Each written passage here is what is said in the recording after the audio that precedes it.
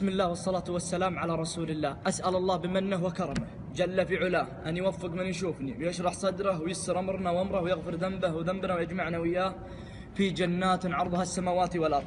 أخي الغالي وأختي الغالية، لو تأتون في دورة مياه عزكم الله وتحصلون المصحف عزها الله وأكرمه الله من النجازة، وتحصلون هذا المصحف في دورة مياه، ايش بتسوون؟ يرتفع ضغطكم وتعصبون. ليه كل ذا؟ لأن كتاب أنزله من؟ أنزله الجبار. ليه؟ لأن أسامي الله جل في علاه. ليه؟ لأن أسامي الأنبياء رضي الله عنهم موجودين في هذا الكتاب.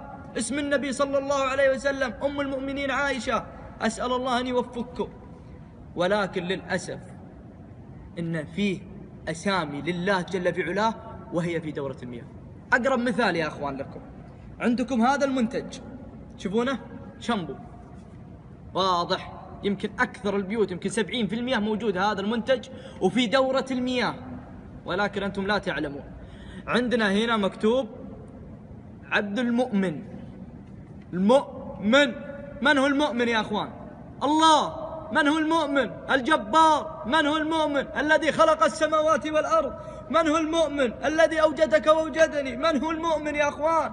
الذي أكرمنا بالعين والسمع والبصر وبالعافية هو الله جل في علاه. وللأسف موجود في دورات المياه.